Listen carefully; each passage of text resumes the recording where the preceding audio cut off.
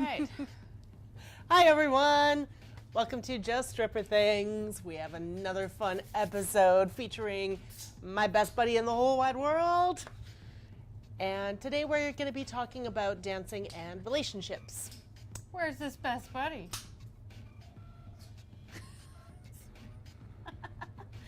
Anywho, so dance and relationships, we're going to talk about things not just, romantic or sexual. We're going to talk about like family relationships and friendships, those sorts of things, all kinds of relationships today. So I'm going to let our lovely hostess begin. Well, when I first started dancing, Jen was actually the one that told me about our former circle of friends and all of the stuff they were saying behind my back, including one of our friends going, I can't believe she would degrade herself like that. And that's why we're still friends today. It's one of the reasons. Because she didn't just tell me that, she also had my back and like spoke up for me when that happened. And while a lot of people do talk about like the cattiness of women and da-da-da-da-da, and people expect it to be even more so in dancing, I found that it really helped to solidify our friendship. We were on the road together all the time, around each other, like 24/7 for weeks on end. Yeah. Almost killed each other, No. but never, actually. Tolerated quite well. Yeah. Sharing a room, too. Yeah. I know, and we go out of our way to share a room. Like, we drag a mattress from one room into the other if we're given separate rooms, and then everybody just thought we were lesbians, because... Yeah, everyone always did, because of course, you're sharing a room, you have to be. But if we were lesbians, why would we be dragging the other mattress into the room? Like, are we Puritan lesbians that need their own, like, my God, won't let twin me share a bed with you. Oh. 1950s lesbians? I don't know, man. But, yes, continuing on the thread of defending her when people were very judgmental. This was before, like, internet and, like, popular, stripper Instagrams and stuff like that were very sex positive and people were more educated about this stuff. Everybody just assumed she was degrading herself and she was, it was below her and all this stuff, when in fact it's quite empowering, and to each their own, right? Like, for some women, they find nudity and, their sexuality empowering. Other people find, being covered up and being, intellectually brilliant is, more empowering for them. To each their own. There's not a right way or wrong way to do it. So, having friends judge so harshly, like, oh, I can't believe she's doing that. And I would sit there and be like, why does it affect you? How does that hurt you in your life? How does that, degrade you in any way? That has nothing to do with you. So I stood up for her, and then, yeah, it was pretty awesome. It was pretty awesome. And then they all kind of shut the fuck up. So. And then I wasn't friends with most of them anymore anyway, because fuck that. Yeah. So, so there was friendship issues, obviously, but I mean, that it's good to weed out the wieners in life, as I like to say. Yeah, basically. It was funny because that kind of came up when I started wrestling training, and one of the guys asked me, how many friends have you lost since you started wrestling? I'm like, well, actually none, because they all got weeded out when I was dancing. Yeah. So, I mean, yeah, and then what? I don't know, maybe a year later? About a year later. I kind of joined you there. I was like, I'm sick of this regular job. This is for regular jack-offs. And I was like, she's always gone. I want to go away, too. I want to get paid to travel. So, yeah, lo and behold, I joined in, and we're like buddies, and the agency loved us because we would book, like, 2 girls out of, like, the half. That's, like, half the lineup sometimes. They're like, done and done, no problem. You guys are booked together. We're like, got half my shit done right there, done. Yeah, and we were pretty easygoing. We loved going out of town.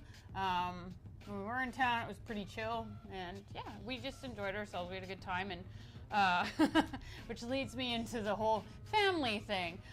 So there's still a lot of girls that don't like, talking about it as their past, or or when they're doing it. But because of my family, I had to tell my family, because I have 2 brothers.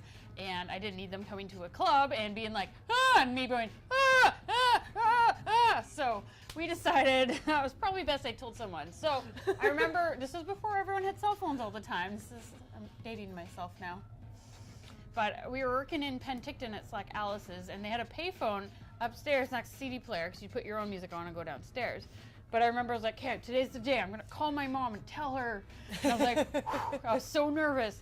And I called her. I was like, hey, Mom, how's it going? And hi, Mom.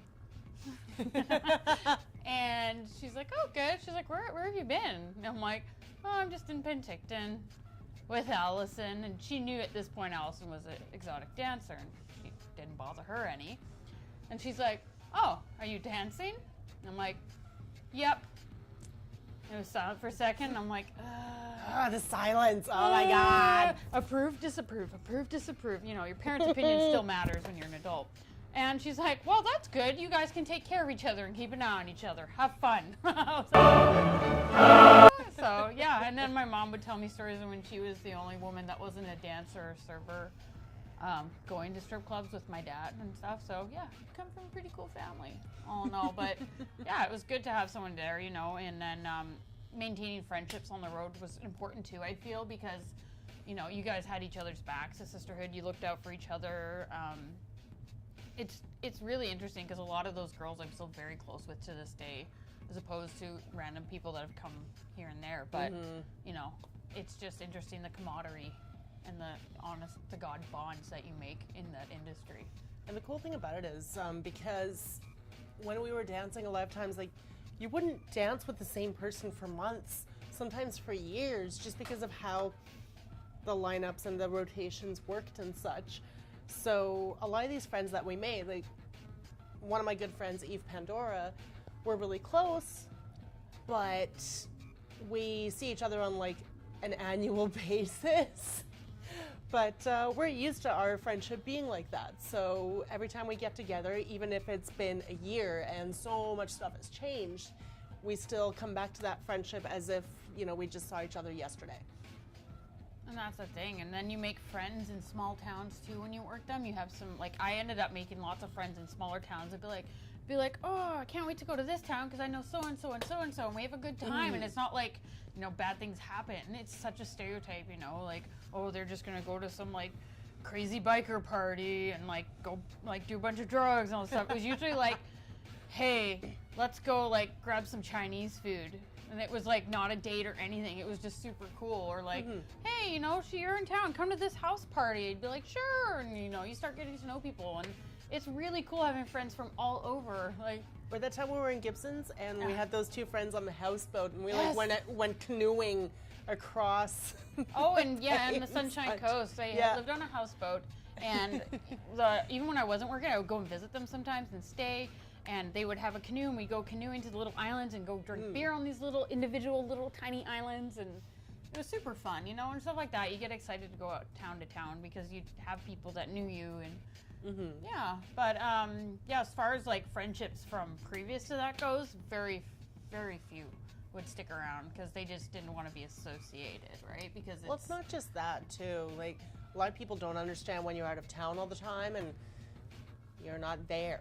You know, and especially at our age, because I mean, I think I just turned 20 when I started dancing, or I just turned 19.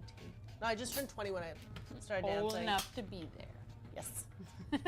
So a lot of people were still kind of halfway in between the high school mentality and the I'm an adult now mentality of you're used to having such easy access to your friends because you all go to the same place. You all go to the same place at the same time kind of thing. And it's already an adjustment going into adulthood, but when one of your friends is now not even in town for like 3 weeks straight, it's kind of a shock for some people, even if they get past the whole stigma thing. Oh, and this is before Facebook and everything, so it's not like you really could stay connected as easily either. So. And cell phone plans when you were out of town. Oh. I've racked up like $300 cell phone bills when I was out of town and I was dating someone and we'd talk and Now let's trail off on that. So we've gone friendships, family, you know, and Alison has talked about, you know, telling her mother in previous episodes, watch them all. And again with the dreaded silence of doom. Why do they always do that? They always just stop and there's this silence and it's this heavy horrible silence as you're waiting there going, Mom is mad at me. I'm gonna die now? Either I'm gonna die or you're gonna die or both of us die right now in this like 3 seconds that feels like eternity of silence. I've just assumed it's better to think that your mom's always mad at you for something. And when she's not, then you're pleasantly surprised. Yeah. But yes, dating. Oh boy, that's a whole That's a bag. other Let's unpack that whole thing. That's gonna take us forever. man. All right. I'm gonna let you take this one to start. Well, my favorite thing, and I'm not the only person who got this, is when you're in a relationship with a person and at some point after you've stopped dancing, they're like, oh, well, I never would have dated you when you were dancing. But you did. How have you actually forgotten the fact that I was dancing before we started dating? How? But they do. And how does that make you any different from now? Yeah, exactly. And one of my friends got that from her husband too. And she called him on it. She's like, but I was dancing when we met. Oh, well, I wouldn't have gotten serious with you. Yeah, right, sure, okay. Because it's his choice. Oh, yeah. He has all the say and all the things because he's a man. That's how that works. I'm a man. He also gets to completely retcon actual events. Like, well, I wouldn't have started dating you if you were dancing. I was. By the way, I was. Yeah, it can be a pain. I remember before I started dating my husband, who happened to also work in the industry. Gee, that's the only people that understand it. I was seeing this guy on Vancouver Island because I was visiting friends in Nanaimo quite a bit. And, you know, the topic does come up when it gets kind of serious. You know, it's like, okay, well, I'm friends with a lot of people that used to dance or currently dance. And I just, you know, like to make sure that it's like, it's not a shameful thing, but I just, heads up. And for some guys, that's like a big no. And other guys, it's like, oh yeah, until they think about it. And they're like, huh. I remember he had the audacity to ask me, well, if you have kids one day, what are you going to tell them? And I'm like, that I hope there's a strip club to take them to and they're 19? Like, I don't understand why it's so shameful. But, and remember, I was doing burlesque too at one point. I was doing both stripping and burlesque. And when I told people I did burlesque, a lot of people were like, oh, that's so beautiful. Oh, blah, blah, blah. But if I told them I was stripping, it's kind of like, ugh. Like, yeah. Because it's only okay if you're doing it as a hobby. Because burlesque is seen as more of a hobby and it's than classy. a job. It's only classy because of literal classism. Boo. So, you know, I just thought it was really disrespectful to me. And, you know, that job had so many positive effects. And that's, how could I hate it? How could I be ashamed of something that made me a stronger, more confident person? You know, and made me forge so many beautiful lifelong friendships. And, you know, my family, you know, basically came from all of this. Like, she's like my sister, my husband, you know, like a lot of close friends So and family. many of our friends, they're basically like family. And they're the only ones I talk to on a regular basis, or the people that have known and still stuck by us. Even worse, I think, was the friend of ours who would constantly introduce, I don't remember if he did this to me, but I remember you mentioned it before, where he would always tell people that you used to be a dancer. I'm like I also used to work at Starbucks. Do we have to tell everyone that too? I used to pump gas for a living. I just don't understand why it has to be the focal point or shoved aside. It can just be, it's a job. Also because he went out of his way to talk about it as if it was his place to say that. I mean, everyone's kind of different. A lot of times, especially when meeting new people, I tend to kind of blurt it out as soon as possible kind of thing, because I feel like it'll save me a lot of hurt and disappointment. Now, of course, with my anxiety, as soon as I said it, I'm like, oh, why'd I say it? Why'd I just say that? Oh my God, I fucked everything up. But it really, really is easier just to get the fuck out of the way and be like, okay, well, if this person is going to judge me because of this, then I need to find out now so that I'm not attached to them, so that they're not. You don't invest your emotions and time. So they're not an important part of your life by the time they find out and then stab you in the back over something so ridiculous. So I started dating a boy, we'll call him a boy because we were young, a while, maybe a year and a half, 2 years before. And then I was like, you know, this job sucks. I'm not making much money. And I would make better money and be happier if I was doing this. And he was kind of hesitant and I don't know. But then I did it anyways because at the end of the day, I do what I want. And eventually he got really insecure about it and it became a huge issue. And yeah, we split up. And it was a messy breakup, and it sucked because he kept my cat and a lot of my stuff. Aww. Yeah, but then, yeah, he sucks. And then boy number 2, it was an island guy. Don't date island guys. Yeah, they're trash. Oh, they're terrible. 2 guys I dated and 1 for her. Terrible. Anywho. Well, there were, I didn't even get as far as actually dating them, but they were just immediate trash. So I met this guy at the club, and he was gorgeous, like dark hair, blue eyes, very beautiful angular face, and I was like, oh, right, totally smitten. And I was young, dumb, and well, yeah. So, so I ended up dating him. Turns out he was this piece of shit, literal.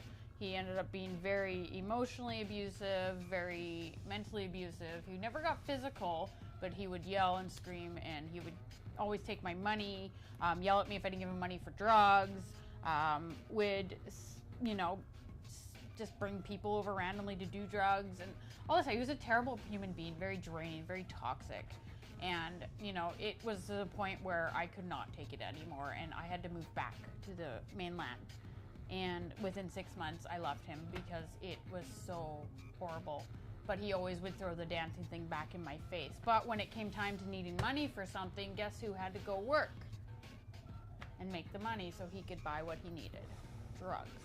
So it was a really shitty time, and I learned a lot. But it's one of those things where you never know what you're going to get kind of meeting people. And, you know, you're young and impressionable, and they make you feel so good, but then at the same time they degrade you, and it's like a lot of girls get caught up in that, honestly. It's like they set you up and tear you down, to control you. It's not cool. Obviously I moved on and I haven't heard a word from him since, thank fuck, but again, he kept all my stuff, part 2. And my cats, part 2. Then I was like, I'm done, no more. And then, yeah, a few guys I'd date from then on, and even when I quit dancing, it would still be like when it came up. But yeah, eventually, you know, people will like you for who you are, past, present, future, it don't matter. You are who you are, and if they don't like it, they can eat a bag of dicks. An entire bag of dicks. Gobble. Like Costco size bag of dicks. Gobble. Yeah. Christopher's demoing in the back. I wish you could see it. I think that's a really common thing. People think that as dancers, and I'm sure other sex workers get this too, they perceive that, oh, they make so much money, so all of a sudden, we're sugar mamas. Yeah. To the point where they don't even work except us. See, even the dude that I dated that worked for a living would still completely take advantage of me. Like, it was his idea to go out for breakfast one day, and then as we get the bill, that's when he tells me he doesn't have money and expects me to foot the bill. And I'm kind of like, wait, what? That's not how this works. And, you know, men are trash. Just gonna put that out there right now before telling this particular story, because even when they're vetted by a friend of yours and they're like, oh, I've known this person since this long, and this dude that I dated while I was dancing that you know, expect me to pay for all the things, he was friends with a dancer that I was really close with at that point, and he was the only one that was comfortable with me dancing. But he also had absolutely zero respect for any sort of boundaries that I laid down, to the point that he date raped me. And I'm pretty sure to this day he doesn't think of it that way either. And when I finally broke up with him, I dated him for a bit because this is at a point in time where you basically were told that rape is some stranger jumping out of the bushes. So when your partner proceeds to do things after you have said no, you don't think of it that way because it's not a stranger jumping out of the bushes to attack you. It's not violent. And then you think to yourself, I didn't fight back. I didn't do enough. I should have said more. I didn't. But you freeze. Your fault. Yeah, and it's a very Never your common fault. response where you expect them to respect your boundaries. So when they don't, and it's a person that you trust to some extent, it's like your whole world has just like upended on its fucking axis, and you're frozen in this moment going, wait, what? And then it's happening, and then what are you gonna do? So I broke up with him, but the breakup. the breakup was so fucking messy. This dude was like in front of my building at 1 o'clock in the morning. Alison! We lived in the same building. My roommate was trying to sleep. It was 1 a.m, apartment building. Elsa! And the fucker ordered pizza. He took pizza with him from work. Oh, he had pizza. And He had pizza with him. Wasn't he throwing toppings at your window or something? I don't think he could throw that far. I was on the 4th floor. But then when I finally, like, my roommate's trying to sleep, and this dude, like, kept buzzing and buzzing and buzzing and buzzing. So finally it was one of those things where it's like a little handheld phone thing where you have the buzzer. So I just took that off the hook. And that's when he started yelling. And at one point, like, my roommate gets up and he's like, what the fuck? I'm like, I am so sorry. This guy. I'm so sorry. Oh my God. So finally, I'm like, okay, I guess I have to come down there to make him stop. Because this isn't fair to anyone. Sledgehammer. I come down there and he had noticed that my cat was like looking down, like, what the fuck is this guy doing? And he thought that the cat was looking at him, not at The noise.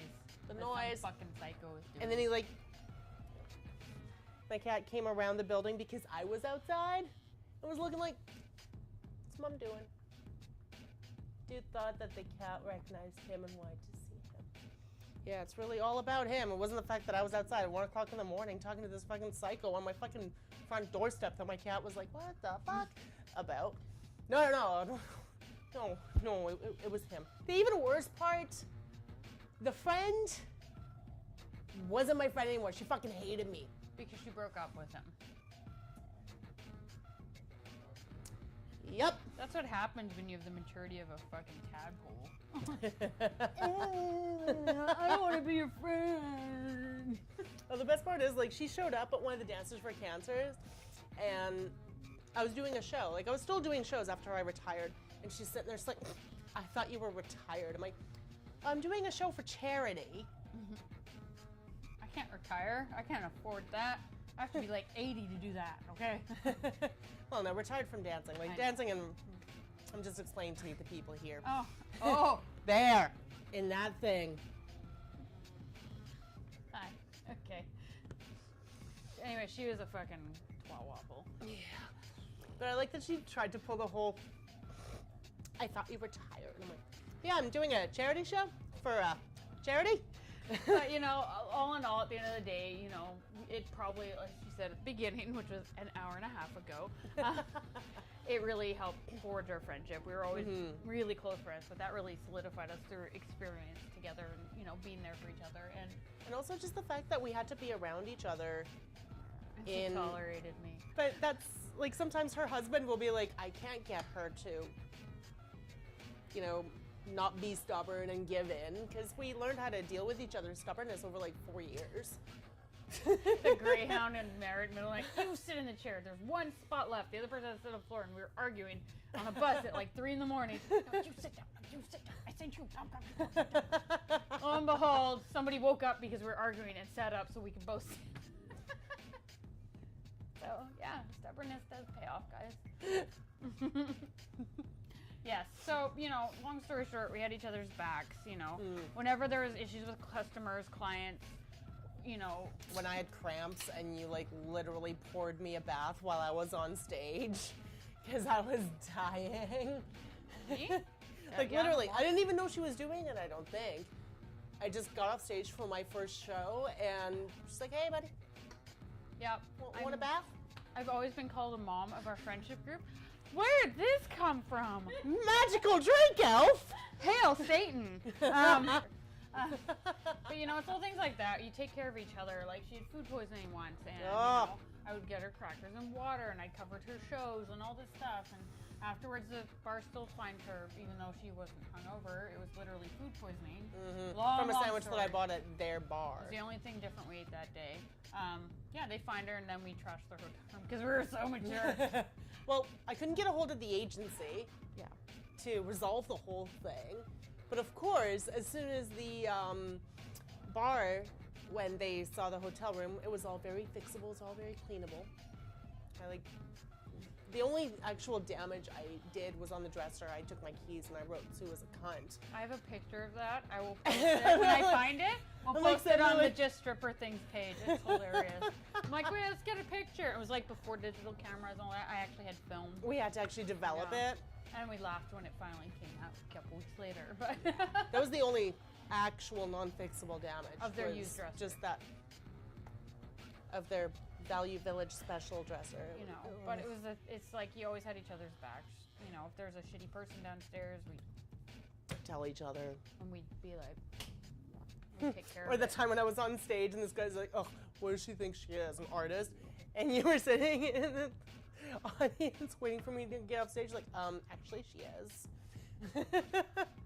I love telling stories all the time of people making shit up. I think that was one of my favorite things, the random things, just friendships and stuff. I'm like, my favorite was always, what do your tattoos mean? So I started making up stories to make people feel bad. So I have zombie hands on my back. They're one of my older tattoos. I love zombies. I think it's pretty rad. I always get asked, why do you have zombie hands? And eventually I'd be like, I don't know, I like zombie hands. People would be like, that's kind of dumb. And I'm like, you're dumb.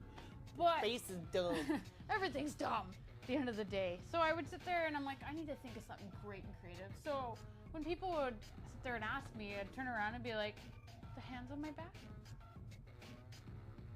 2 months ago, my boyfriend died in a car accident. This is for him, and I was just starting to feel better. And then people would be like, oh my God, I'm so sorry. And I'm like, don't ask stupid questions. So, you know, it's always stuff like that, or I don't know, we made up fake names, stuff like that. It was just pure entertainment for me. It was just pure entertainment on my end of things. Never mind entertain other people, but it was fun. So it's just nice to know, like, you had somebody that you could be with on the road doing these things, going to all these tiny little fucking towns. And finding the most ridiculous things to do, like the time when without we were... cell phones and... Yeah. Remember we, one summer when we were in Penticton, we got this blow-up floaty gator. Oh, yeah. And you had to actually go through the bar to get out to the beach. So we're going through the bar with this gator. I'm like, Gatorade, Gatorade, taking donations, Gatorade. So we're in our swimsuits with like beach towels and stuff. We're going down the stairs. Holding this inflated gator. Go jumping off stage, and we're like, we're going to the beach. Or Or what else did I enjoy? The one time we were wrestling training and we pretended to beat the shit out of each other in Port Alberni. And I slammed her head into the bar, and this guy came running up, and he's like, "Oh my God, stop fighting!" Bring it up, bring it up, you got it. We look, we're like, "What? Oh, we were just wrestling." And he's like, "That was really good," and we're like, "Oh." Yeah. That wasn't the only one too. There was that one time in Kamloops where we did that. Kamloops.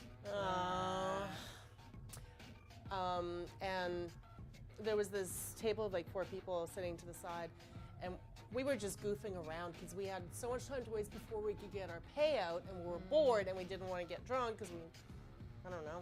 I didn't drink that much at that point. She always finished my drinks. That's how that went. I still do sometimes. Sometimes, not as often, but after we finished, we were bashing each other into the tables and like going onto the floor and just being so ridiculous.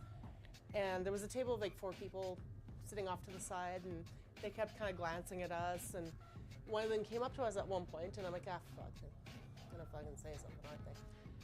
Actually, the guy came up and was like, you know, we were just having some drinks because a close friend of ours passed away, and we were feeling pretty down, but what you guys were doing there, thank you.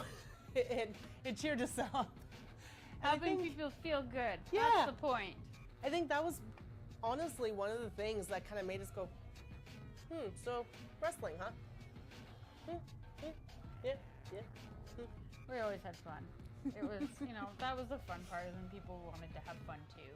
It's not like it was like so perverted and, just sexual deviant stuff. It was people just going out and wanting to be entertained and have a good time. And that's what it came down to. And again, that's building relationships within the bars too, and friendships. And it was super important. And well, even to this day, like, when people find out, I was a dancer and all, it's not something I'm like, guys, I was a dancer! But it will come up eventually, especially when I, forge close friendships and such. But, thankfully a lot of people are more educated now, but part of me worries that they're going to look down on me and not want to be a part of my life. And it's such a hard thing to deal with, but at the same time, it's like I can't be ashamed of things. But it's something that it will always be with me. So make the best of it and Get out of it what you can. don't Whatever take that shit may from be. gravity. Yeah. Well, I just find, even though we are getting a bit more education out there are still a lot of stereotypes and there's still a lot of stigma. And I've seen it from teenagers who aren't even old enough to go to the bars for themselves, and some of them still have those stereotypes in mind. It doesn't help that the media perpetuates this shit, that people will keep spouting off ignorant stuff to perpetuate this shit. So, yeah, it's a real fear when you do talk about it sometimes, that you are going to alienate someone and that you are going to have to deal with that rejection. And no matter how many times you've faced it, no matter how strong you think you are, no matter how strong we may seem, it does hurt. It sucks, and it's really not fair. And that's kind of one of the reasons why we're doing this, is so... Well, it's like, does your job at McDonald's define you? Does your job at, the office typing in numbers define you? It doesn't. If anything, Wall Street bankers should be losing friends, okay? And lawyers. And certain presidents of certain Americas. That I will judge. Yes. But, that's the thing. We just want to do this to make people aware of our perspective and our experiences. This isn't everybody's experience, but we just want to educate you guys and help you see us for the actual three-dimensional, weird-ass human beings that we are. Hi. So, yeah, I'm sure we'll do more of these in the future. If you do have any questions for either of us, both of us, all of us, especially our magical drink fairy. Wow! And our lovely director.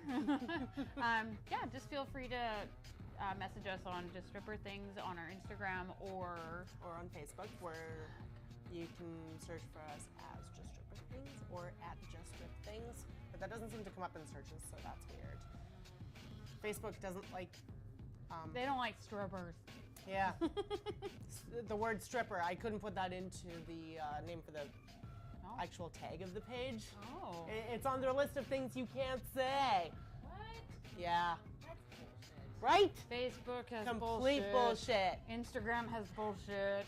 Everything has bullshit. But yeah, any other dancers, possibly interested in sharing their sides of the stories could also reach out, and if they're willing to speak on camera and be open and honest. But or if they want to just send their stories. Yeah, or we could do it anonymously. We can do a reading of stories. We'll wear berets and pretend we're really cool. I've already got the glasses on. Oh, fuck, I'll put mine on, fine. But I know everyone does, but I feel like I'm a whole different person. Like I have to be more responsible or something, and I'm like, I'm not ready. Okay, for put this. on your adult glasses now. No, adulting, no. I'm not ready. Anyways, so yeah. Thank you for joining us today, and do the subscribey thing, do the likey thing if you want. No pressure. We ain't gonna tell you what to do. Until next time, bye. Bye, thanks.